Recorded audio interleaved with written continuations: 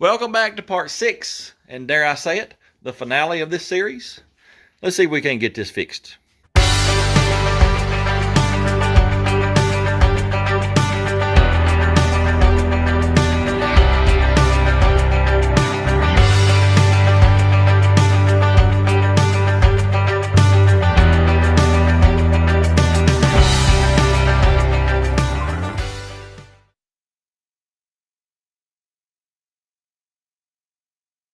Well, as you can see, I've got the rocker arms pulled off. They're right here. They look okay, but the push rods, well, they ain't in too good a shape. 3 of them bent. One broke. The other end of this one is down in the lifter valley, so we're going to have to pull the intake and all that just to fish that push rod out. Let's just dive right into some Chevrolet head tech info, specifically push rods, push rod slots, and rocker arms. Let's go right over here and I'll tell you what I'm talking about. Let's just start from the beginning. In 1955, Chevrolet introduced what is known as a small block Chevrolet. That's what this head is. It's an 882, just like what's on dude now. Well, from 55 through 87, 88, depending on who you ask, they used what is known as non-self-aligning rocker arms. That's what this is right here. See how that's flat? There's nothing there, just completely flat. Well, as you can see, it sits just like this right here. And since these are non-self-aligning, well, something has got to keep this rocker arm from doing that right there. See these slots? That's what they're for. Push rods go right up through that slot. And that's all the rocking that rocker arm can do, because that slot is keeping it from doing it. That keeps valve train in line, keeps it from, well, it keeps it from doing what that did on those 4 rockers, flopping over just like that right there. From 87, 88, depending on who you talk to, all the way through the Vortec years anyway, they had what is known as a self-aligning rocker. And as soon as I find it, I'll show it to you. This is called a self-aligning rocker. As you can see, it's got them 2 little humps on either side. And your valve stem fits in between them. And that keeps this rocker arm from flopping over. See how I'm trying to twist it now, and it won't move?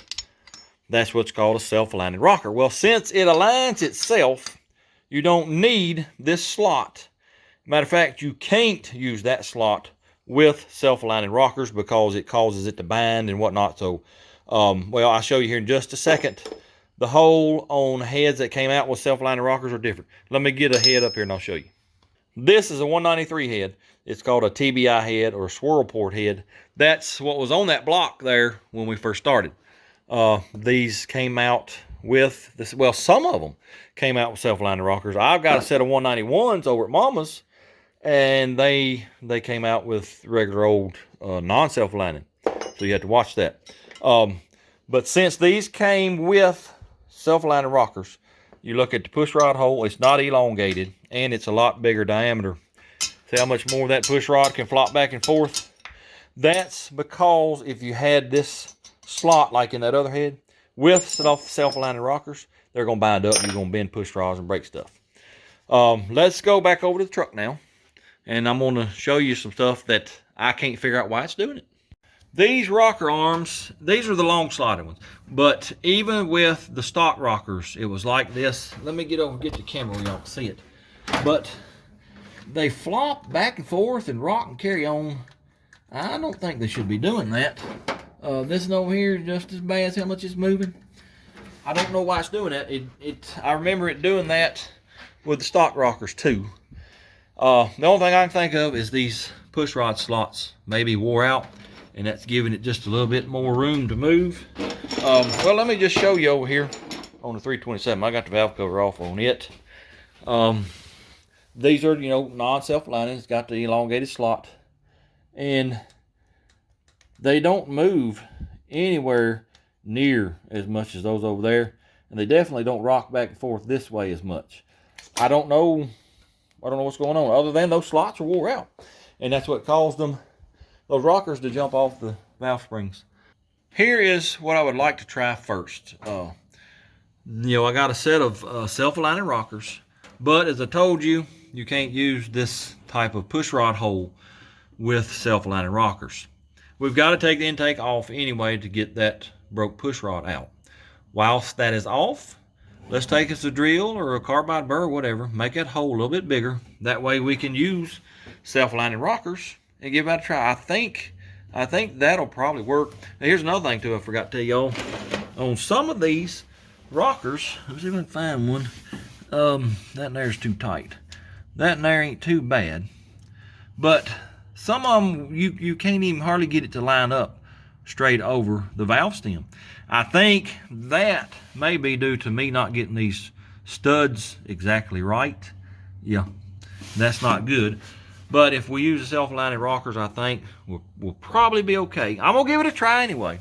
I ain't really got a whole lot of more choices other than pulling these heads off and doing machine work, and I really don't want to do that. So let's get this blower and intake off, and well, let's just go to grinding them holes out.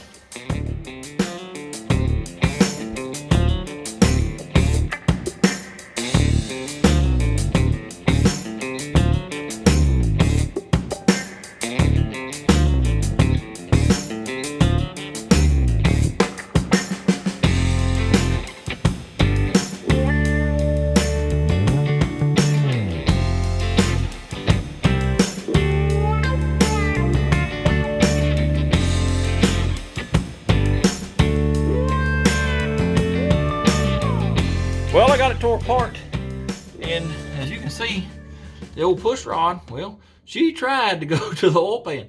Half of it sticking in that drain back hole there. That might not have been good. And this lifter, the little retainer there, you can see where it's popped up there. We'll have to fix that too. That's the only damage I really see right now, but let me show you the intake. I don't know how well y'all can see it, but it's sort of a yellow color down in there. Well, it's Gaskelines and Earls. Pretty sure that's coming through the PCV, the blower. I don't know if you can see that. See that little yellow right there? That's Earls. It's all down in there too. Gonna have to have some kind of catch can on that PCV. That's at least my worries right now. We got to get all this situated, but we ain't gonna do it tonight. It's late. I'm hungry. I'm wasted away to nothing. See y'all tomorrow. Well, I lied. I didn't go in the house just yet. Been doing a little bit of investigating. I was sitting there looking at these two push rods, and they didn't look like they were parallel. Looked like they were, wider at the top. Well, I got my old clippers here, measured them. At the bottom, they're 1 inch and 273 or 4 thousandths. Well, up there close to the rocker arms, they're 1 inch and 370. That's 100 thousandths difference. That means they're not parallel. They're V'd like that. I don't know if they're supposed to be. I wouldn't think so. You'd think they'd, want to be pretty straight up and down. That might be an issue. I don't know. I'll do a little research on that tonight, see what I can figure out. I got a couple of things to show y'all I got in the mail. Remember a few weeks ago, I was redoing the heads on Dude. And I said I needed a stone dresser from the Stones. Well, the box that this came in didn't have no name, but it is from Maryland. Well, I went back and looked in my emails because a feller emailed me and said he was going to send me one of these. Well, his name is Ken on the email. So Ken from Maryland sent me a stone dresser. Appreciate that. That'll come in handy. Yes, sir. Then my nephew's wife, Ashley, painted this for me a couple weeks ago. I'll tell you what, that's pretty sharp. It's a very good representation of the Dude right there. Looks just like him. So thank you, Ashley. That's awesome right there. I got to figure out where I'm going to hang it. I got one more thing to show y'all. It's over at Mama's. Let's go over there and look at it. Our local machine shop, he gave me this box right here. I call it the hoity-toity machine shop. Anyway, it's got a stone dresser, and it's got the gun. This is for the valve grinding stuff. And got some stones and the little stone holder thingamabobs. More stones, and that's feeler gauges. Yeah. And these are... that's what sticks in the valve guide. I don't know if you call it would it be a mandrel? I don't know. I think this is what you put them in and out with. I think you stick it down in there. Got a little push button here. Anyway, appreciate that, Mark. That will come in handy. Well, it's the next day, and I've spent 30 minutes or so measuring this and that and everything else. Remember how I told you last night those push rods look like they were V'd out? Well, they are. I measured center line of the lifters right here. I measured center line of my studs. Then I measured center line of the valve stems. And would think all that would be in line. Well, it's not. The valves are 300 thousandths further apart than your lifters down here. So, that's going to make your push rods V like they are. That's kind of weird, but Chevrolet designed it that way. There's been a bazillion of these on the road for a gajillion miles, and it seems to work, so I ain't gonna worry about it. I even measured on the old 327 there, and then I got a couple other sets of heads, and they all measure pretty much the same. We'll tell you this, though. My rocker studs, I used that little fixture. Well, they're V'd the opposite way. They're about 40 or 50 thousandths closer at the top than the bottom. So, I think from now on, when I do screw in studs, we're gonna put it on the mill and we're gonna get them straight up now, because I don't like that at all. Been digging around in this Earl looking for stuff, and I did find a chunk of cast iron. Well, let me show you. It's right here, if I can pick it up. It's pretty small, but that most likely came from the push rod hole on the broke push rod, because it looks like there's a little chunk missing. That's probably what that is. And then I found, that the clip on that lifter, the retaining clip, was sticking up. Well, it actually broke. I found 2 pieces of that there. I don't know, I put them right here somewhere. Anyway, glad I found them. I looked at a stock set of lifters, Chevrolet roller lifters. Well, they're over on the table. It takes what I think is exact the same retaining clip, so I'll just steal one out of there and put it in that one. What I'm fixing to do right now, I'm going to clean all this oil up, and then we're going to put rags down. I'm going to get my shop vac and stick it in here. We're going to drill these push rod holes out to probably a 1/2 inch. These holes right here. Let me get this gasket out of the way. We're going to drill them out to a 1/2 inch right there. And we're going to put these self-aligning rocker arms on it. I believe will be okay. If you remember on the old 4-drive hoopty, we'd put these on the Vortec heads, and I use these offset keepers, and it moves everything up closer to the end of the valve stem, and you run a chance of the retainer or the locks hitting on either side of these humps right here, and you don't want that. You want the valve stem rubbing in the middle. Well, I was worried about that, and this is down in here where I can't really get up under here and see. So I put Vaseline all across here. Then I set this rocker down here like this, rocked it back and forth, moved it, and the Vaseline only transferred to that middle part. Well, you can see it right there. It only transferred to that middle part, so it tells me these 2 guides, they're not touching anything, so I think we'll be okay. So let me get set up and we'll get these drilled out. Well, as you can see, I found every rag in the garage I could find, stuffed it in here in the valley and right here. And I got my shop vac hose right here. Well, it's right under these holes where I'm drilling. And I got that big old piece of metal because it kept wanting to flop around. That's holding it in place. I think we're going to be okay. So let me get the camera set up. And it's going to be hard to do because, I'm using a 1/2 inch drill bit on a elongated hole. And I ain't sure how good that's going to work. But you know what? We're going to give her the old try. Well, I completely forgot to turn the camera on, but I got these first 2 done. Now that I got the camera on, let me turn the vacuum on, and I'll do these next 2 on camera. I'm a do-muss. Oh, yes, I am.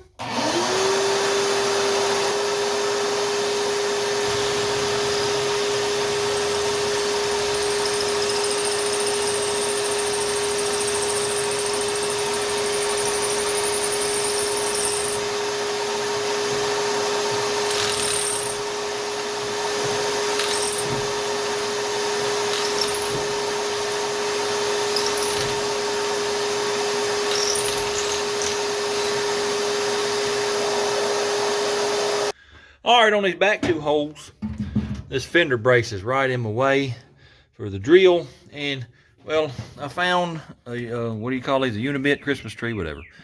And it's hex shaped, so I put it in my little driver here. And got most of it done, but then it goes to hitting here, and it won't go deep enough. So I got me a little 90-degree drill here. I'm fixing to see if we can't drill it out the rest of the way. I think it'll be all right.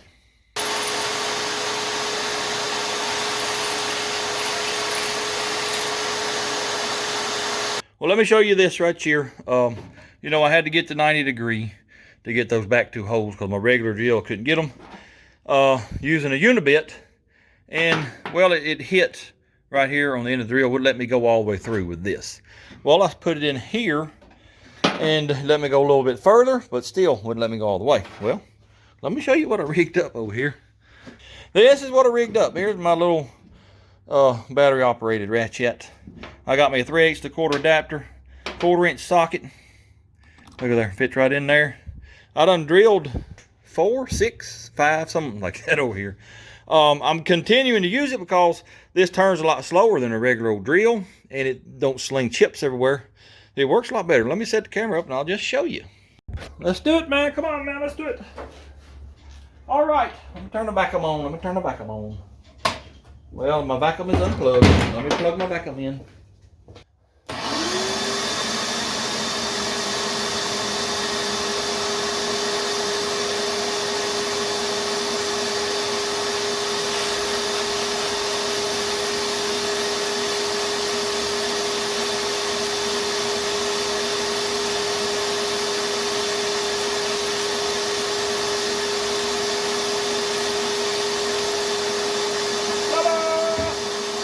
Well, I got all the holes drilled. You can see them right there. Went 1/2 inch. That's pretty doggone big compared to what it was. The TBI heads that I showed you last night, those holes are 70/16s. So I think we should be just fine and dandly with push rods not binding in the holes now. I spent probably 30 minutes vacuuming and cleaning and wiping. If there's any metal shavings in there, I can't find them. I can't get to them. Hopefully, if there is, they'll get washed down and into the oil filter. And I'll probably drive it, I don't know, 200 or 300 miles, and we'll give it an oil change. And hopefully all that'll be just fine. Fixing to go get the self-aligning rockers. I'm using the ones off the old Hoopty 4-wheelie drive, and they're in storage. They got probably 5 feet of other heads and intakes piled on top of them. So I got to go over and dig them out, and then we got to elongate the slots like the long slot rockers I bought. And I'll probably do that over at Mama's, so I'll see y'all over there. Well, there's my pile of self-aligning rockers. Here's one right here. Here's the long slot one that I bought. This stock slot is 625 thousandths. The one on the long slot is about 710. We're going to take it out. The stock one's out about 100 thousandths. So what I'm going to do, I'm going to use a die grinder. I'm going to go this way 50 thousandths. Keep doing it, you know, keep measuring it until I get 50 thousandths, and then do the same thing this way, and then we'll have it. So let me set y'all up, and we'll do a couple of them. All right, well, let's grind. How about that? I can tell you right now, throwing in sparks, that's going to wear that cutter out pretty doggone quick. All right, we're at 625. I went approximately 7 thousandths. Yep, it's going to wear this cutter out pretty quick, I believe. These are hardened.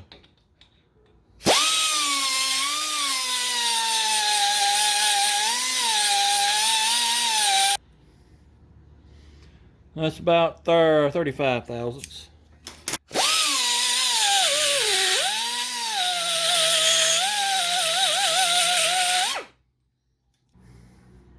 That's about 55. So let's go the other way now.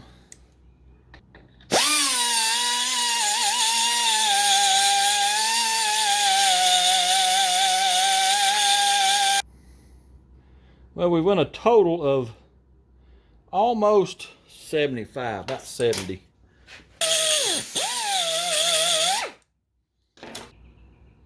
All right, I am at about 23. I wanted to go 25. I think that'll be just fine and dandly. Let's compare them. I think I need to come up in this corner here just a little bit. Let me do that real quick.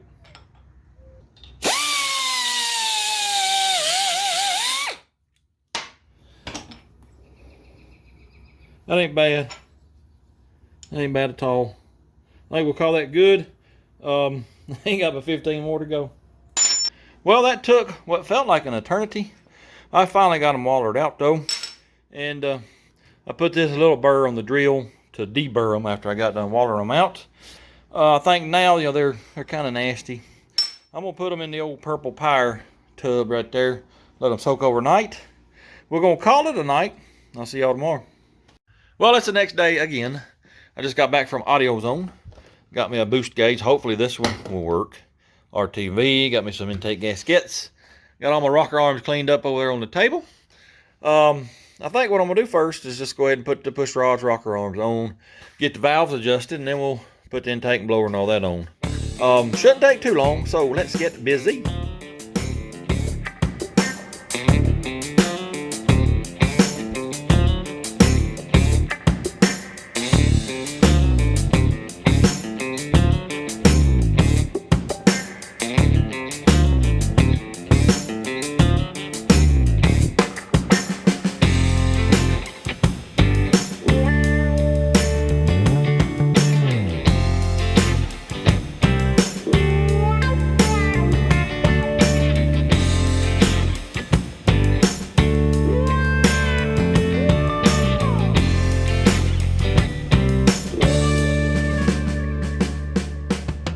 Well, I got all the valves adjusted, and well, we got another issue we're going to have to overcome. Remember I told you yesterday on this one here, I put some Vaselines across here on that top of that valve stem and on either side of this retainer. Then I took a rocker arm, put it like this right here, and moved it around, and then looked at it. The Vaseline would leave a witness mark, and it should only be in the middle right here. Well, I decided I better check all of them. So I got my feeler gauges out. It's 15 thousandths. And some of them, it slips right under it, just like it right there. Then you come to this one right here, it won't go. I dropped it down to 4 thousandths. That's as low as this set of feeler gauges will go.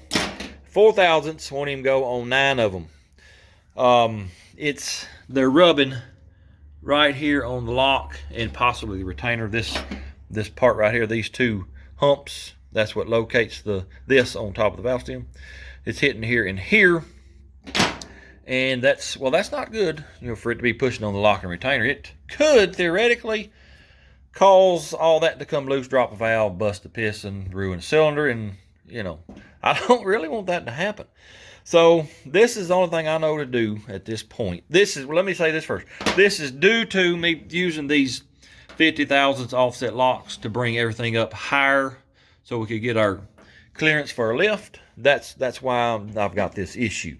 The only thing I know to do is grind each one of these little humps down. It probably don't need to go 15 or 20 thousandths. That ain't much. And I think it'll leave us enough there to still locate good. I've already done this one, and I've got at least 15 thousandths clearance on it. So these are hardened too, and even with a grinder, they don't want to grind very good. I'm having to creep up on it, basically, is what I'm telling you. I got to do it 3 or 4 times because I don't want to go too far. Anyway, I got 8 more to do. It's going to take an hour or 2 to do this. Hopefully, we can get this thing running today. I don't know. I'm going to try anyway. All right, let's see if we can get this in clearance.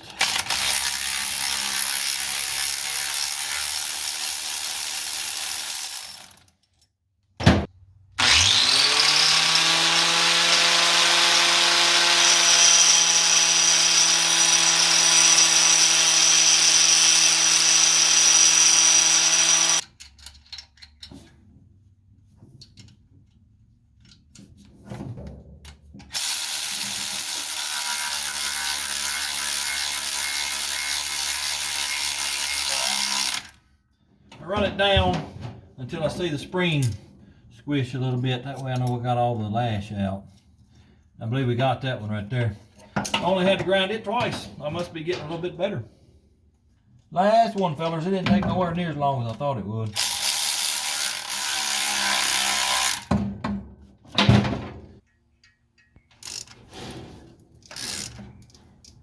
All right, let's check her one last time. Oh yeah, we got plenty of clearances. Well, let me proceed to put the rest of this together.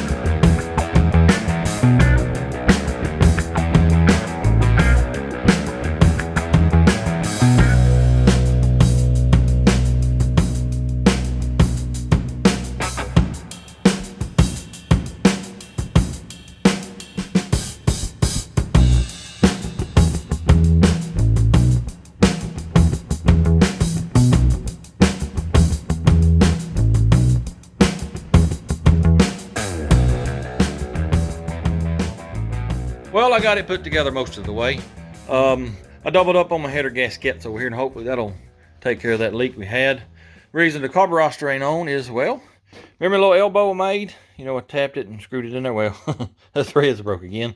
That tubing is so thin, it can't handle being threaded. It just breaks. So I got to fish them threads out and make me something. I'll probably drill it out and just stick a piece of pipe in there and JB weld it. Got me a Carter fuel pump. This is 8.5 psi, 120 gallon per hour. Should be more than enough. Got me a new boost gauge. Hopefully that won't tear up like the other one did. Let me get all this done, and then we'll put it on the truck and maybe fire it up tonight. I don't know. Well, I'm up under the truck putting in my wideband 02 for my AFR gauge, and this is the first time I've got to look at my exhaust here, and I'll tell you what, it's pretty doggone fancy for old dude. Might be a little bit too fancy. My lovely assistant's cousin owns a Meineke here in town. He's the one that did this for me. He did a pretty doggone good job, if I must say so myself. Well, I got everything done I said I was going to do, but I didn't do it last night. I've been working on it a couple hours today. Got the carburetor on. Fuel pump right down there is changed out. I don't remember what all I was supposed to do, but I ended up putting my O2 sensor down there for my wideband AFR gauge. Got it in the truck. It's wired up. Got the volt gauge wired up. The wires that were going to the amp meter, I couldn't use them, so I pulled them out. Had to put me a jumper down in there, so I'll have headlights and charging. And well, I guess there ain't but one thing left to do. Let's fill that carburetor up and give her one more try. Fire in the hole for the 197th time.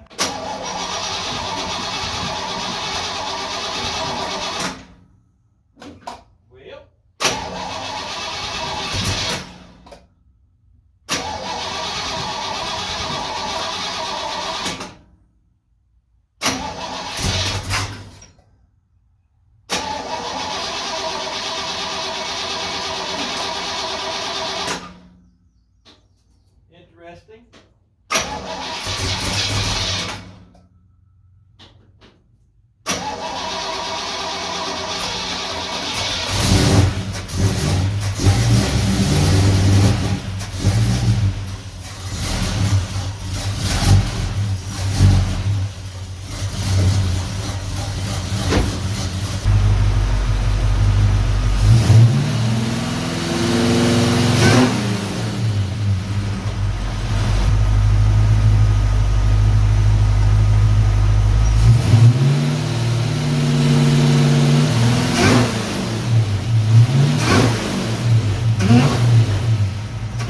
It's definitely a lot quieter, I can tell you that. Still got my good oil pressures. Oh, I forgot, I got my boost gauge hooked up last night too. I don't know that it's going to work any better. Got my volt gauge, it's showing a little over 13 volts. We're running rich. We're at 11. 14.7 is perfect. But you know, well, I'll explain that in a little while, but that's too rich, and it don't get any better when you rev it up.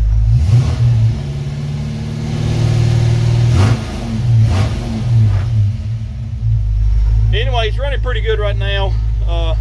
I got about 30 degrees timing in it. You know, I don't want full timing just yet till we see how it's going to do. But look at here. That's my fuel pressure gauge.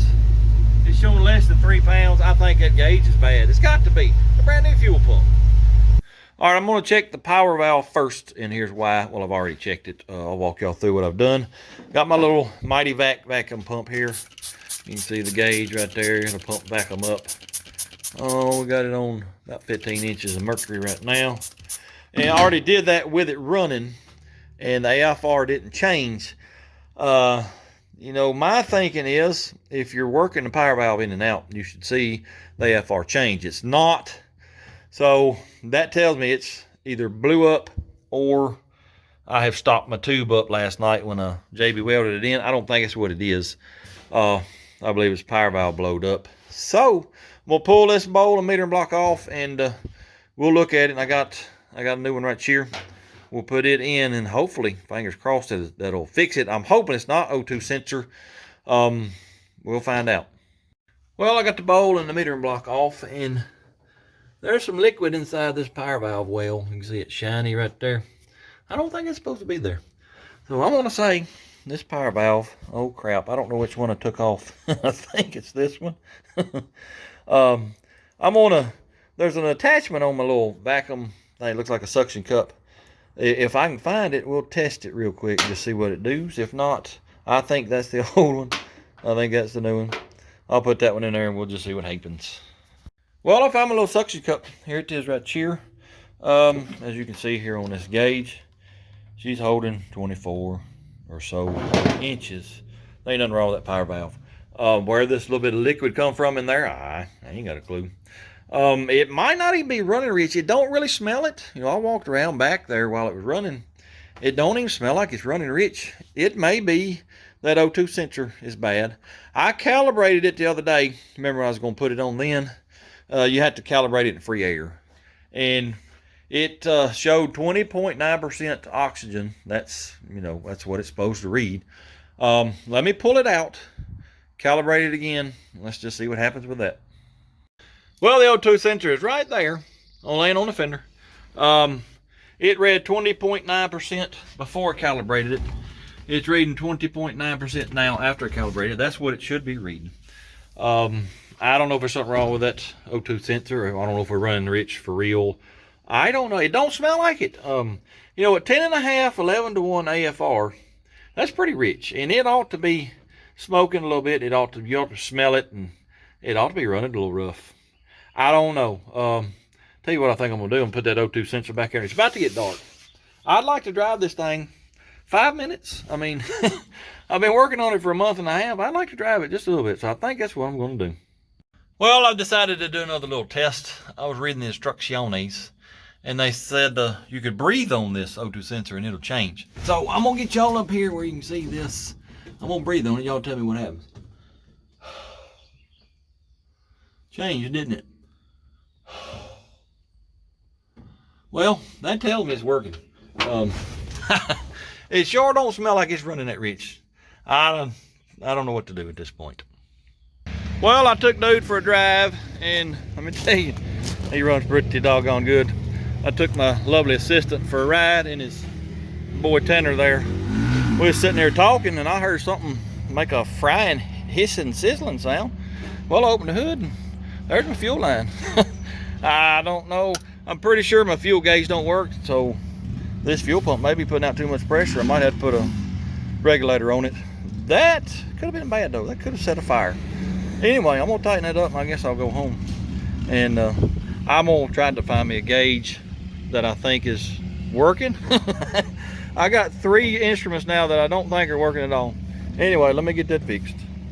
Well, I drove old dude around a little bit this evening. I didn't baby him either. And all the valve train seems to be where it's supposed to be, so that's a wonderful sign. This fuel system, I got to do something about that. They make a metal Y.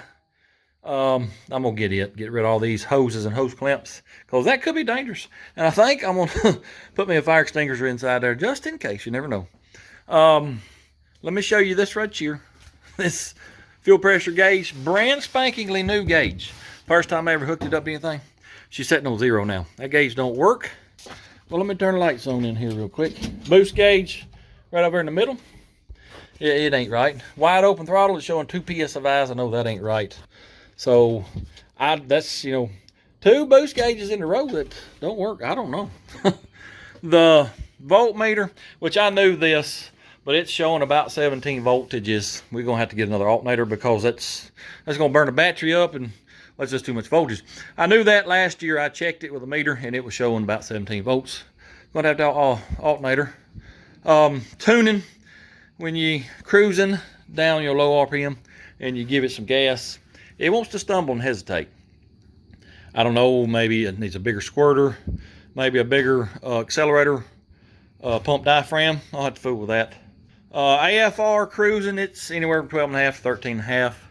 Wide open throttle, it's about 12.5. That needs to be closer to 11.5. I might put the 77 jets back in the primary. You know, I took them out at first. I might put them back in it. Idle is still too rich. I got to figure that out. I ain't sure what's going on there. It's got a vibration down in lower RPM.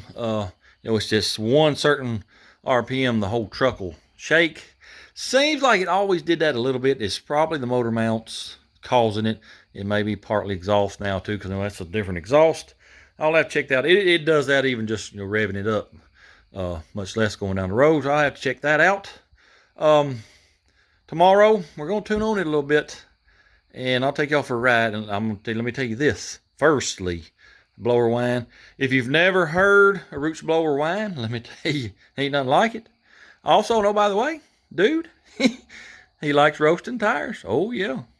Well, yesterday was Sunday. Sunday's a day of rest. I don't work on Sundays, but I did change my Jets back to 77s in the primaries. I had intentions of driving dude around and see what the AFR is. AFR, by the way, is air fuel ratio. Perfect is 14.7. For supercharged, you want around 11.5 to 1 at wide open throttle. That's so you don't burn it up. And they make more power, when they run a little rich at wide open throttle. Non-supercharged, 12.5 to 1, somewhere in there. Anyway, I had intentions of driving them around and seeing what the AFR was. Well, the AFR gauge just quit working. It gives me a couple of different errors. Sometimes it'll work, but it's showing, 35, 40 to 1 AFR. And I know that ain't right. It wouldn't even run like that. So I don't really know what the AFR is. I got another O2 sensor coming. I'm hoping that's what it is and not the actual unit that's burned up. Speaking of, we was having high voltage out of the alternator. Well, it jumped up to 18 volts. That could have messed that AFR gauge up. Anyway, I figured out what it was. It was bad connections on these two wires right here. I cleaned all that up. It's doing about 13 to 14 volts now, so that's good. I drove it around quite a bit yesterday. I wasn't easy on him, man. Oh, dude, he runs pretty good. I'm pretty pleased now. It's nice to have something that's got a little power to it. Went to O'Reilly's this morning. Got me a few things. I got rid of all these rubber hoses. Got this metal line here. And I'm going to get rid of this T and all this once I get rid of the fuel pressure gauge. Speaking of, that thing there, it was at 0 the other day. Well, yesterday, it was at, 4. Today, it's at about 3.5. That new gauge there, I just hooked it up, and it's showing about 4-ish, maybe a little under it. Either the gauge is lying or this fuel pump ain't putting out what they claim. It's supposed to put out 8.5 PSI. 4 is a far cry from 8.5. But it doesn't act like it's starving for fuel, so I ain't gonna worry about that right now. But yes, sir, old dude here, he runs pretty doggone good now. We worked on this thing for 6 weeks. I'm tired of talking about it. Let me just get you in it and I'll show you what it'll do. All right, let's see if we can't make old dude do a burnout.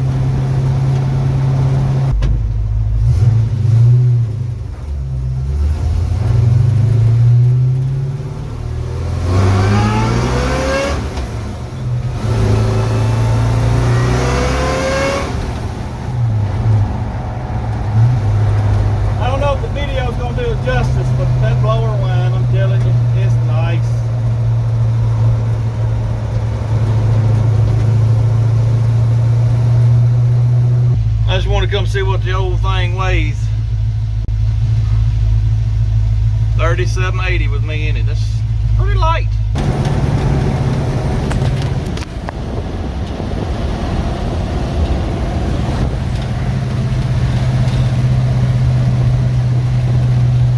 Well, the camera just fell off the window. Let me stop somewhere and get y'all put back up there.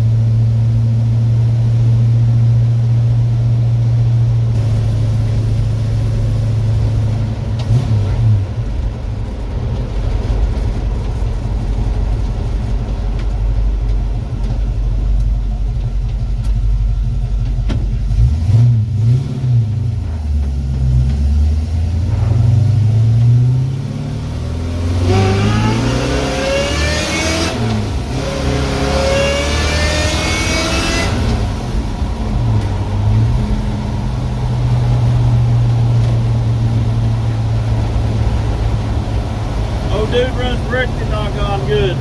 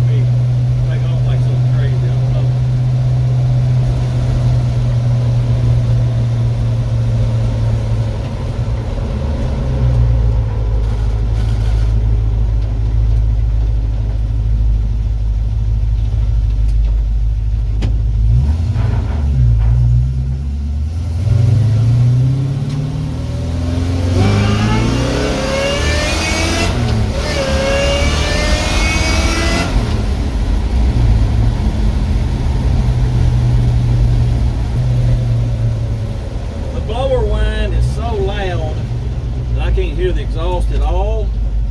I don't even really know how many RPMs I'm turning. I'm having to watch the tach.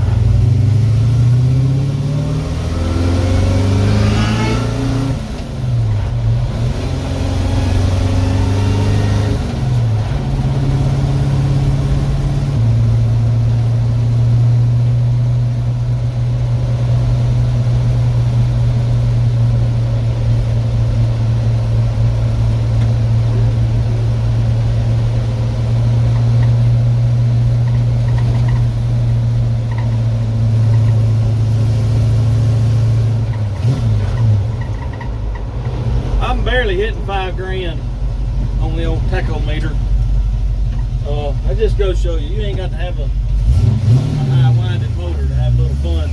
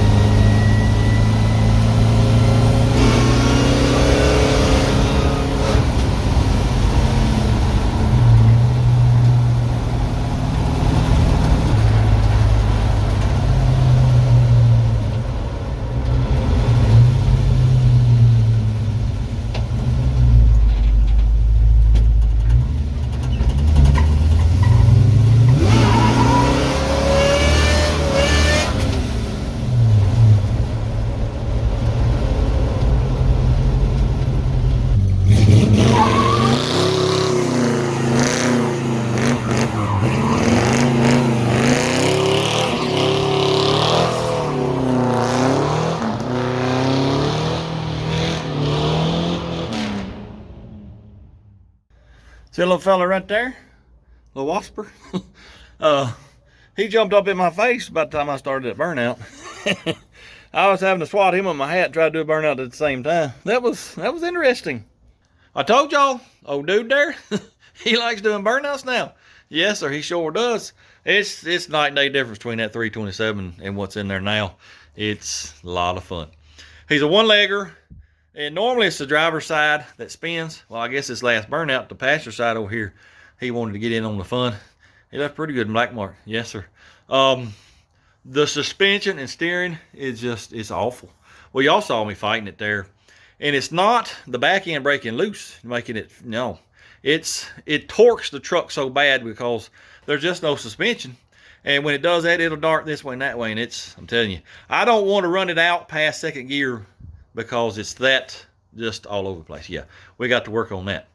Now, let me tell you this. I don't normally do this, but, you know, I've been talking about this as a low-budget build. I've got about $3,000 in this build. Now remember, the block was free. Carburetor was free. I already had the blower and intake. Did all the machine work myself. And the heads, well, you'd be better off. You can find 882 heads already redone, probably $200 or $300. You'd be better off to do that unless you got the equipment and you just want to do it. That's why I did it. I wanted to do it. Machine work, you know, I did that myself. That's going to cost you a little more. I have seen the blower and intake manifold for a couple of $1,000 on Facebook. You could probably do this. I'm going to say $7,500 max. Yeah, I believe you could. But $3,000 for the power we're making. And like I said, we ain't breaking no land speed records. It's, I don't know, 400, 450 horse maybe. And for that amount of money and that amount of fun, you can't hardly beat that. No, you sure can't. Well, it took me 6 weeks to get that done. Probably a little longer than most, but I don't care. I had fun. There were times that, yes, I wanted to stick some dynamite in him and blow him to smithereens. Glad I didn't, though. I just wanted to show y'all that you ain't got to have a big budget to make decent power for the street and make it a lot of fun. He's a lot of fun now. It'll be even more fun once I get the steering, suspension, brakes, and all that worked out. What's next? I guess I'm going to start working on the shop out here. That'll be the next 2 or 3 videos. Won't get it done, but we'll get it, you know, pretty far along. Probably going to have to wait on concrete work, stuff like that. We got to get Lockjaw ready for Power Tour if I'm going to take him on Power Tour. It would probably help if I tried to get a title for him first. I don't even have a title. I guess I probably should do that first. Anyway, be looking for all that. Appreciate y'all watching. Hope you enjoyed it. If you don't mind, hit the like, comment, subscribe, share it with your friends. And until next time, go do something. Blur, blur.